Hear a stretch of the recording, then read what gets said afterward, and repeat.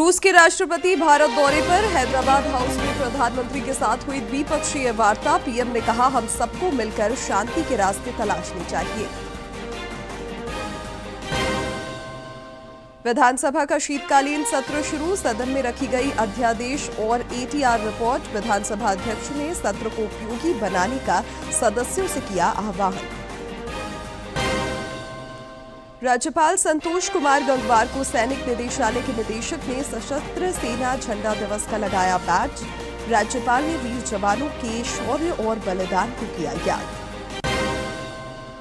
और जमशेदपुर और धनबाद के चिकित्सा महाविद्यालयों में एमबीबीएस की बढ़ेंगी सीटें। 450 बिस्तरों वाले नए अस्पताल का भी होगा निर्माण। स्वास्थ्य विभाग की बैठक में निर्णय।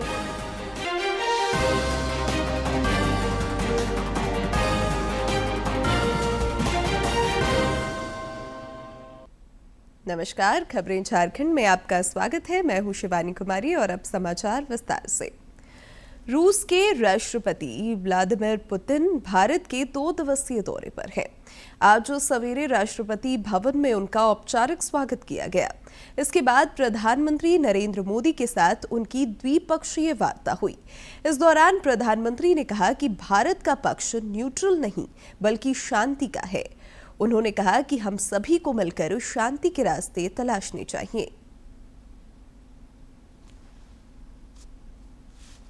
एक्चुअली मैं मानता हूं कि ये जो 2001 में अपनी जो भूमिका अदा की, एक विजनरी लीडर कैसे सोचता है, कहां से शुरू करता है और संबंधों को कहां तक पहुंचा सकता है, इसका एक उत्तम उदाहरण भारत रशिया के संबंध है।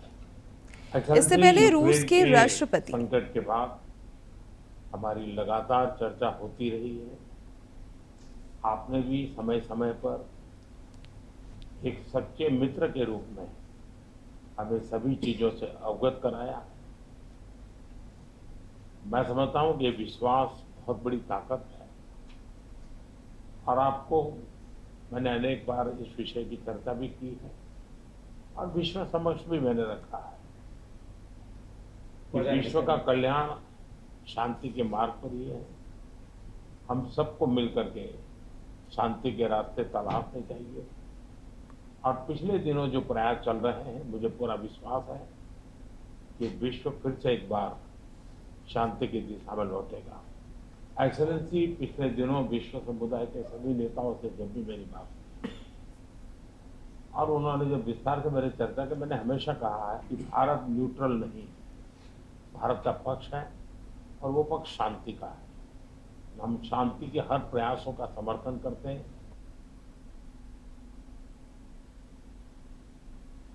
इससे पहले रूस के राष्ट्रपति व्लादिमीर पुतिन ने नई दिल्ली स्थित राजघाट जाकर महात्मा गांधी के समाधि स्थल पर श्रद्धांजलि अर्पित की।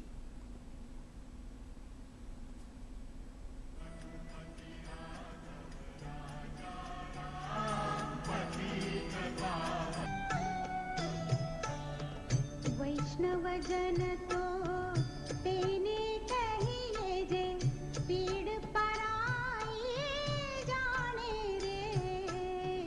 वैष्णव जन तो तेने कहिए जे पीड़ पराई जाने रे। पर दुखे उपकार करे तोए मन अभिमान नाने रे। जन तो तेने कहिए जे पीड़ पराई जाने रे।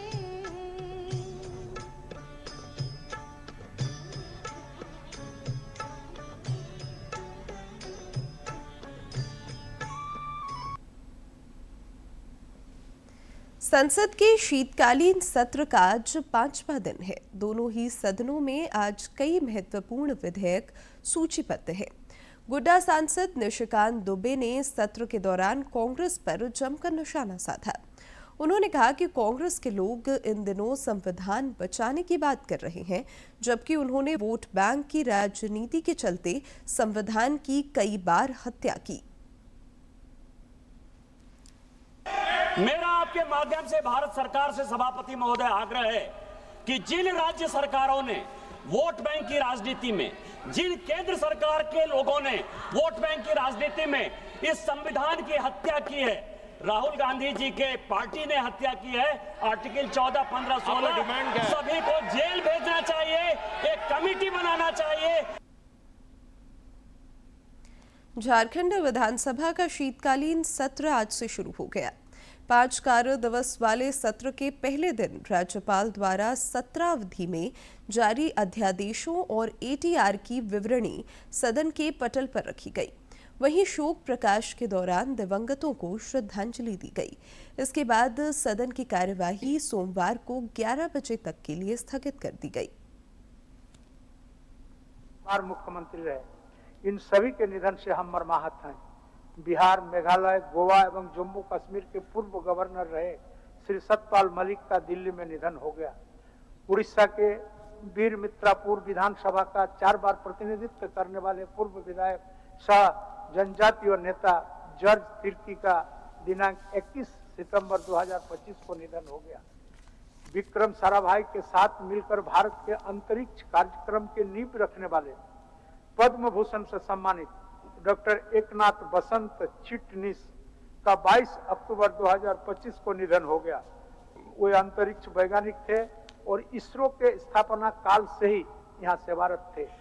झारखंड के प्रसिद्ध उद्योगपति रामचंद्र रुंगटा दिनांक 19 अक्टूबर 2025 को निधन हो गया।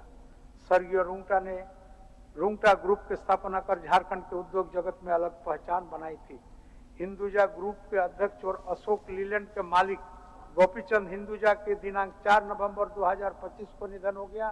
व्यापार और परोपकार के क्षेत्र में उनके विरासत को सदैव याद रखा जाएगा।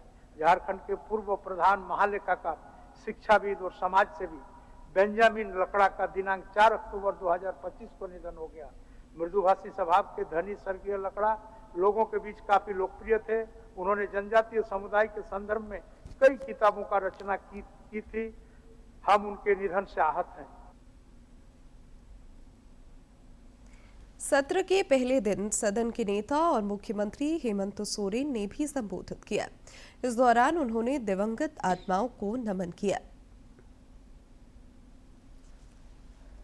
झारखंड के जवान के शहीद होने की घटना, पश्चिमी सिंहभूम के सारंडा में सीआरपीएफ जवान की मौत की घटना, पलामू जिले के मनातू थाना क्षेत्र में पुलिस और उग्रवादी के बीच हुए मुठभेड़ में 2 जवानों के शहीद होने की घटना, बीसीसीएल की कतरास इलाके में 6 मजदूरों के मरने की घटना, जम्मू कश्मीर, उत्तराखंड तथा हिमाचल प्रदेश में भूस्खलन, बादल फटने और भारी बारिश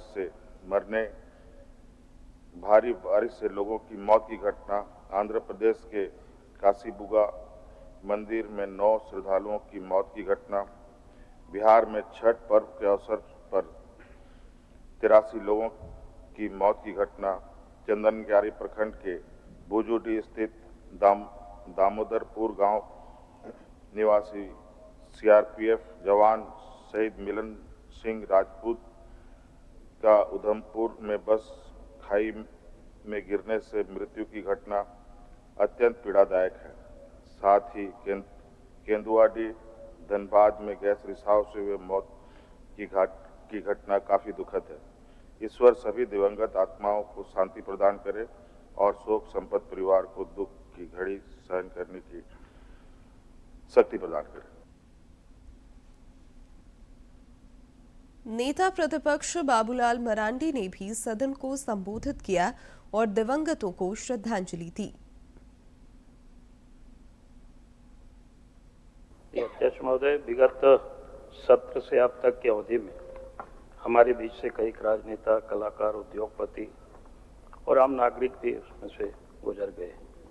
इनमें से सिने जगत के प्रसिद्ध अभिनेता धर्मेंद्र सलाउद्दीन अंसारी गोडा से सांसद रहे हम सब, और काफ़ी सरल भी रहे, मृदुभाषी भी रहे। श्री प्रकाश जायसवाल जी, जॉर्ज तिर्की जी, काली प्रसाद पांडे जी, बेंजामिन लकड़ा जी, रामचंद्र रुंगटा जी, गोपी चंद्र हिंदुजा, पंडित छानूलाल मिश्र जी, गोवर्धन असरानी जी आदि प्रमुख हैं। ऐसी काफ़ी बड़ी संख्या है और उसके साथ साथ जो पिछले दिनों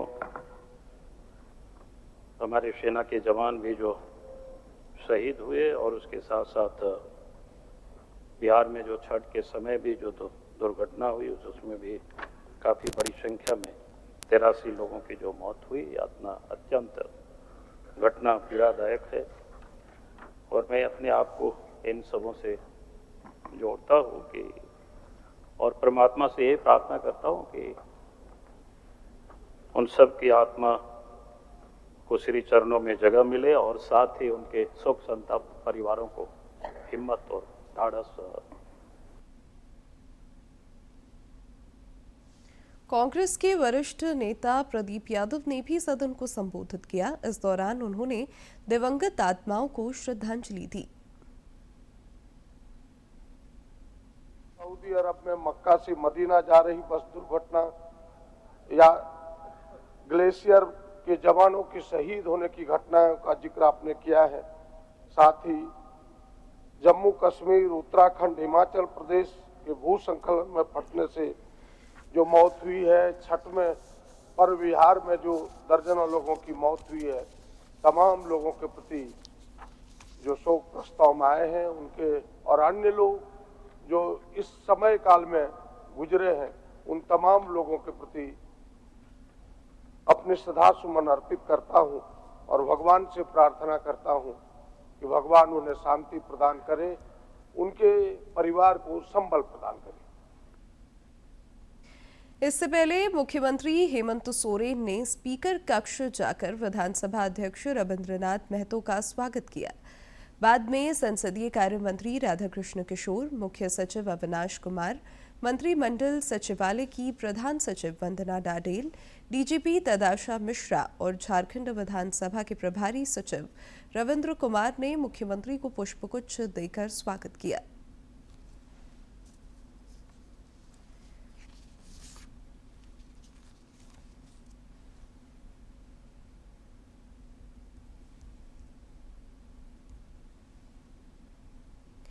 नेता प्रतिपक्ष बाबूलाल मरांडी ने सदन की कार्यवाही के बाद पत्रकारों से बातचीत में कहा कि राज्य में कई ज्वलंत मुद्दे हैं जिसे सत्र के दौरान उठाया जाएगा।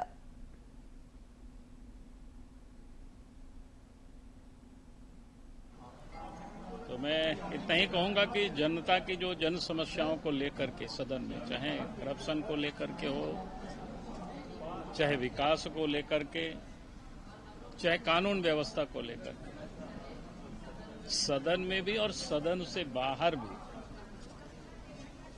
भारतीय जनता पार्टी या एनडीए गठबंधन मुद्दा को उठाएगी और मजबूती से विषय को उठाएगी ताकि झारखंड की जो समस्या है, झारखंड की आम लोगों की जो परेशानियां हैं वो दूर होनी चाहिए।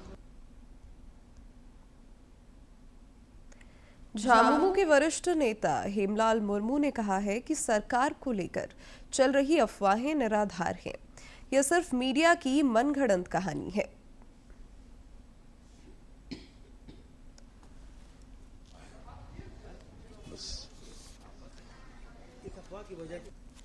ये तो आप लोगों से आई है, मीडिया का है, ये सब मनगढ़ंत मामला और कुछ नहीं है इसमें। एकदम भीतर खाने से बाहर सब ठीक ठाक है, कहीं कोई दिक्कत नहीं है। अरे भाई, कोई कहीं जाएगा तो उसका मतलब आप गलत अर्थ क्यों निकाल रहे हो? कोई तो जाएगा ही ना। अब गया तो उसका मतलब है कि गठबंधन को नया रिश्ता। उच्च शिक्षा मंत्री सुदिव्य कुमार ने कहा है कि राज्य में सभी कार्य विधि सम्मत तरीके से किए जा रहे हैं। उन्होंने विधानसभा में पत्रकारों से बातचीत में कहा कि राजभवन की ओर से जनता से जुड़े किसी भी विषय पर रखे गए बिंदु को सरकार नजरअंदाज नहीं करेगी।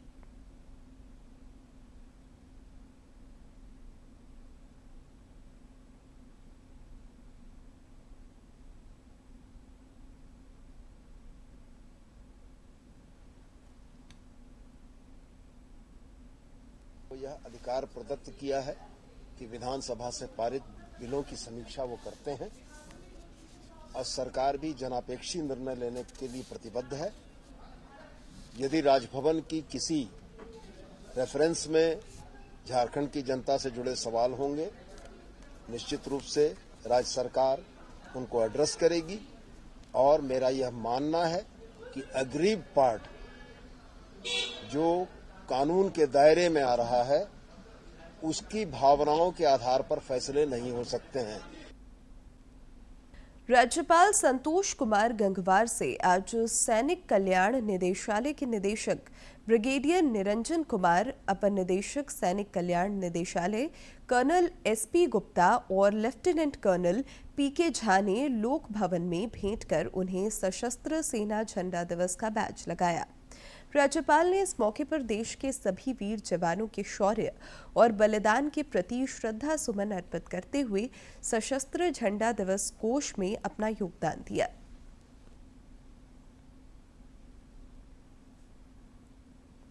हटिया रेलवे स्टेशन को अत्याधुनिक स्वरूप देने के लिए रीडेवलपमेंट और यार्ड रीमॉडलिंग का काम तेजी से जारी है। रांची रेल मंडल अंतर्गत हटिया स्टेशन पर प्लेटफॉर्म की संख्या 3 से बढ़ाकर 5 की जा रही है। प्लेटफॉर्म विस्तार के बाद स्टेशन की परिचालन क्षमता दोगुनी हो जाएगी। रीडेवलपमेंट योजना में स्टेशन का नया भवन तैयार किया जा रहा है, जबकि साउथ गेट को आधुनिक और यात्री अनुकूल स्वरूप दिया जा रहा है। रेलवे का लक्ष्य है कि हटिया स्टेशन को हाई कैपेसिटी, मॉडर्न और भविष्य की जरूरतों के अनुरूप विकसित किया जाए।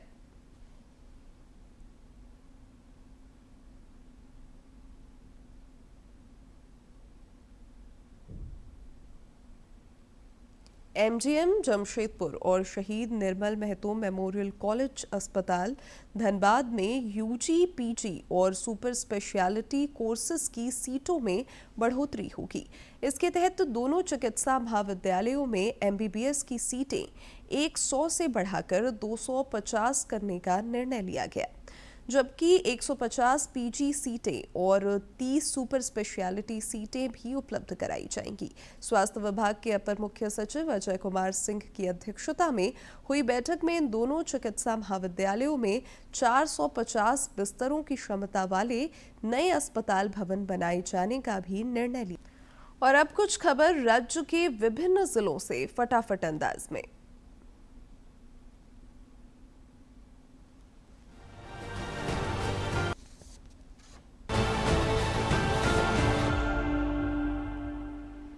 रामगढ़ पुलिस ने रजरप्पा चोरी कांड के उद्भेदन में त्वरित कार्रवाई करते हुए 2 संदिग्ध युवकों को रजरप्पा मोड़ से गिरफ्तार किया।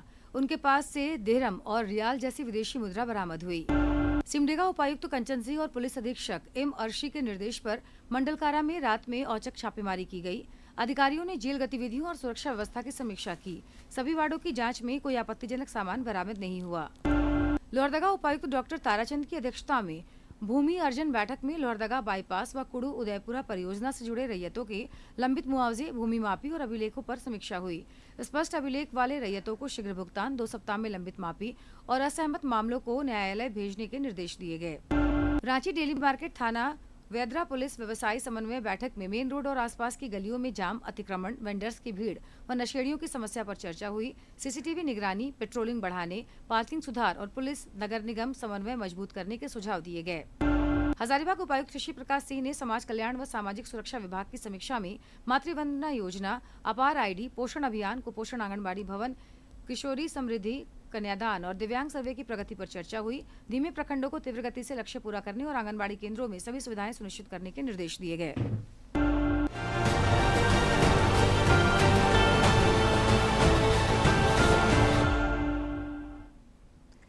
आज विश्व मृदा दिवस मनाया जा रहा है। इस वर्ष की थीम स्वस्थ शहरों के लिए स्वस्थ मिट्टी है।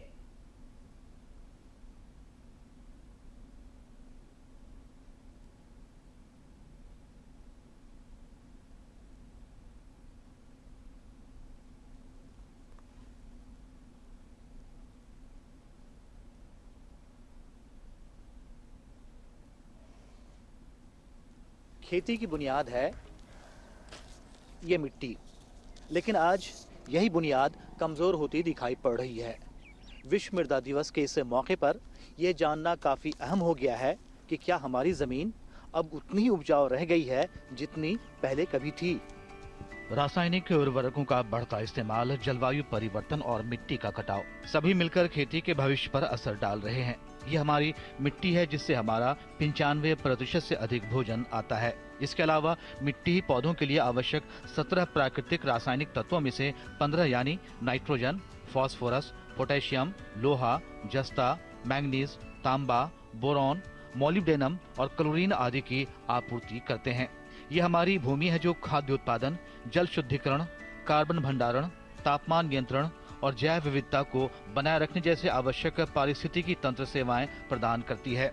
किसानों और आम लोगों को मिट्टी की इसी महत्ता के बारे में जागरूक करने के लिए प्रत्येक वर्ष 5 दिसंबर को विश्व मृदा दिवस मनाया जाता है। इसे दिसंबर 2013 में संयुक्त राष्ट्र महासभा द्वारा अपनाया गया था तथा पहला विश्व मृदा दिवस 5 दिसंबर 2014 को मनाया गया था।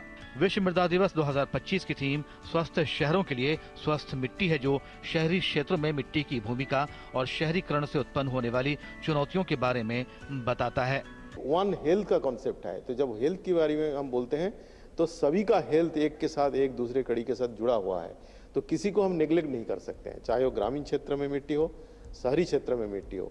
तो इसका बहुत ही महत्व है और इसीलिए इस साल का जो थीम है, विश्व मृदा दिवस का जो थीम है, ये लिया गया कि healthy soil for healthy cities, not only for healthy farming और healthy rural areas but healthy soils for healthy cities.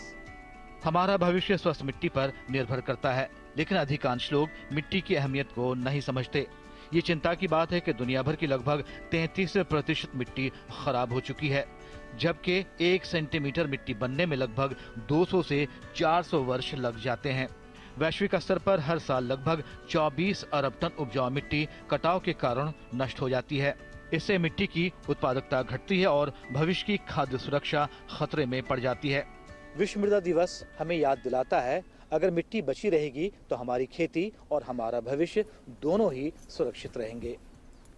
Camera person विश्व बंधु के साथ मैं शमीम अख्तर, डीडी न्यूज, दिल्ली। किसानों को समृद्ध और आत्मनिर्भर बनाने के लिए केंद्र सरकार कई योजनाएं चला रही है। आकांक्षी जिला गढ़वा में भी बिरसा फसल विस्तार योजना के तहत गेहूं, दलहन और तिलहन के बीज किसानों के बीच बांटे जा रहे हैं। इन पहलों से किसान बेहद उत्साहित है और केंद्र सरकार के प्रति आभार जता रहे हैं। गढ़वा प्रखंड में राष्ट्रीय बीज निगम लिमिटेड द्वारा प्रमाणिक और अनुसंधान आधारित बीज किसानों को उपलब्ध कराए जा रहे हैं। इस पहल का उद्देश्य किसानों की पैदावार बढ़ाना और उनकी आय को मजबूत करना है। आने वाले समय में दलहन, तिलहन का भी बीज किसानों के बीच वितरित किया जाएगा। हम किसान भाइयों से अनुरोध करेंगे कि जो बीज, ये प्रमाणित बीज जो किसान भाइयों को दिया जा रहा है, इससे उत्पादन बहुत अच्छा होता है और राष्ट्रीय बीज निगम लिमिटेड का बीज है, जो कि अच्छी कंपनी, इंडिया की सबसे रेप्यूटेड कंपनी मानी जाती है। तो निश्चित रूप से मेरा अनुरोध होगा किसान भाइयों से कि इस बीज को लगाएं और लगा करके अपने आप को समृद्ध बनाएं। बीज वितरण स्थल पर बड़ी संख्या में महिला किसान भी पहुंची। महिलाओं ने बताया कि केंद्र सरकार द्वारा किसानों के विकास को लेकर लगातार किए जा रहे प्रयासों का सीधा लाभ उन्हें मिल रहा है।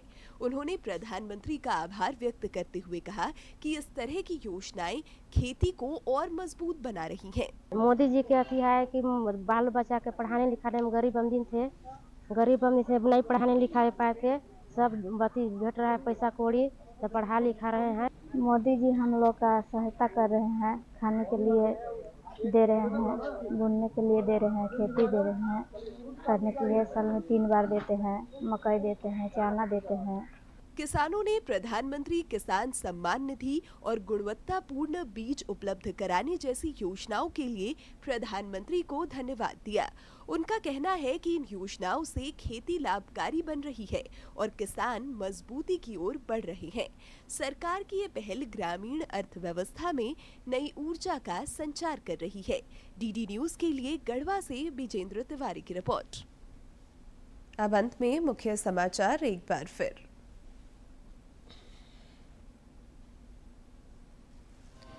रूस के राष्ट्रपति भारत दौरे पर, हैदराबाद हाउस में प्रधानमंत्री के साथ हुई द्विपक्षीय वार्ता। पीएम ने कहा, हम सबको मिलकर शांति के रास्ते तलाशने चाहिए। विधानसभा का शीतकालीन सत्र शुरू, सदन में रखी गई अध्यादेश और एटीआर रिपोर्ट। विधानसभा अध्यक्ष ने सत्र को उपयोगी बनाने का सदस्यों से किया आह्वान। राज्यपाल संतोष कुमार गंगवार को सैनिक निदेशालय के निदेशक ने सशस्त्र सेना झंडा दिवस का लगाया बैच। राज्यपाल ने वीर जवानों के शौर्य और बलिदान को किया याद। और जमशेदपुर और धनबाद के चिकित्सा महाविद्यालयों में एमबीबीएस की बढ़ेंगी सीटें। 450 बिस्तरों वाले नए अस्पताल का भी होगा निर्माण। स्वास्थ्य विभाग की बैठक में निर्णय।